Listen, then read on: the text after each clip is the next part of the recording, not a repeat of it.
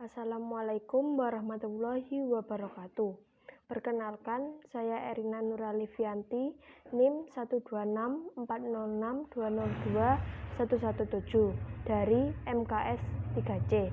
Di sini saya akan menjelaskan mengenai materi budaya organisasi.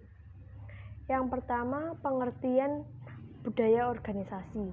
Budaya organisasi adalah sekumpulan asumsi, nilai dan norma yang bisa dikembangkan dalam organisasi dan sudah menjadi perilaku para anggota organisasi dalam mengatasi berbagai permasalahan yang terjadi di dalam maupun di luar organisasi. Yang kedua, nilai budaya. Nilai adalah sesuatu yang paling penting, diprioritaskan dan diperjuangkan untuk direalisasikan. Nilai budaya adalah nilai yang dibudayakan, artinya nilai yang digunakan oleh suatu organisasi dalam jangka relatif lama sebagai norma atau pedoman bagi para anggota organisasi dalam berperilaku masalah. Termasuk nilai yang dibudayakan ialah keyakinan dan ideologi. Keyakinan beliefs ialah sesuatu yang dipandang benar atau salah, sedangkan ideologi ialah cita-cita yang harus diwujudkan. Nilai apa yang dibudayakan oleh suatu organisasi tergantung pada banyak faktor, seperti sejarah organisasi, kegagalan dan kesuksesan geografi, suku, ras, agama, turunan, heritage, dan lain-lain. Seperti manusia, organisasi juga punya nilai-nilai. Tidak hanya satu atau beberapa nilai saja, melainkan banyak. Namun jika kita tidak membandingkan bagaimana sesuatu budaya diperbandingkan di antara beberapa organisasi, kita harus menggunakan nilai yang sama untuk mengaksesnya. Jika tidak mungkin diperbandingkan. Yang ketiga, dimensi nilai budaya. Nilai budaya itu memiliki dua dimensi, yaitu kandungan, konsen, dan kekuatan strategi. Yang dimaksud dengan kandungan ialah apa dan disebut secara spesifik yang dijadikan nilai itu. Ini harus ditegaskan karena dalam kehidupan manusia organisasi banyak sekali nilai-nilai. Kekuatan nilai ditunjukkan oleh sejauh mana dipahami dan diikuti nilai budaya itu oleh sebagian terbesar anggota organisasi. Jadi, jika diikuti oleh sebagian terbesar para anggota, maka budaya organisasi itu kuat. Yang keempat, 3 jenjang budaya.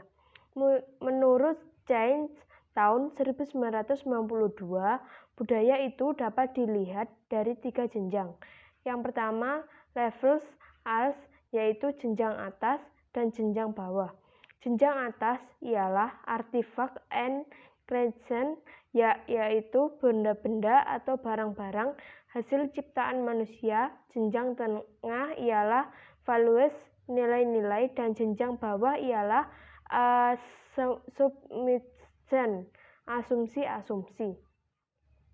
5. Karakteristik budaya organisasi. Karakteristik budaya organisasi adalah terdapat pada inisiatif individu, toleransi, mempunyai arah, terintegrasi, dukungan dari manajemen, dan lain-lain. Menurut Robbins, tahun 2007 menyatakan untuk menilai kualitas budaya organisasi, suatu organisasi dapat dilihat dari 10 faktor utama, yaitu sebagai berikut.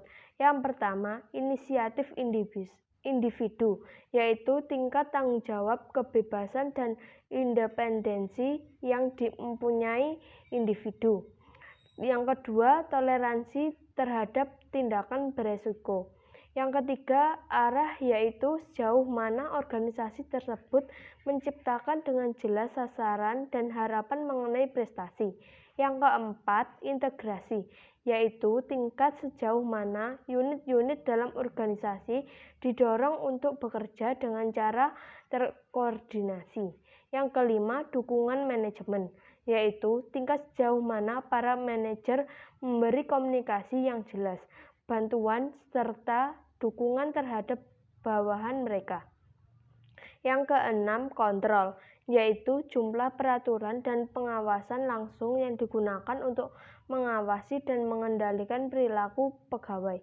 Yang ketujuh, identitas, yaitu daripada dengan kelompok kerja tertentu atau dengan bidang keahlian profesional.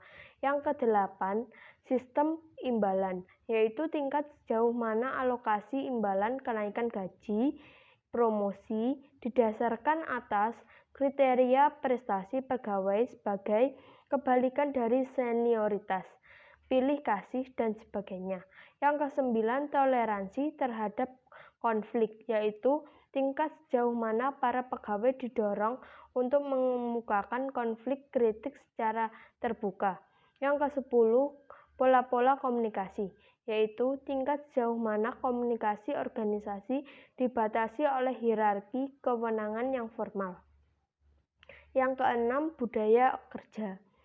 Guna mengendalikan kedisiplinan pegawai agar mendapatkan hasil yang maksimal, maka perlu dilakukan inovasi pengendalikan kualitas pekerjaan melalui penciptaan perilaku budaya kerja yang baik dalam bekerja pada saat melaksanakan aktivitas.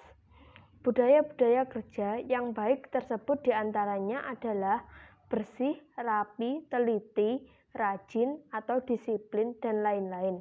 Namun demikian, perilaku pekerja termasuk juga suatu dan kondisi tempat kerja harus diatur sesuai dengan harapan dalam informasi tersebut, yakni dengan menerapkan perilaku pekerja maupun kondisi tempat kerja perlu juga diatur agar kualitas hasil pekerjaan bisa maksimal, yaitu dengan menerapkan 5K atau 5R atas 5S di tempat kerja.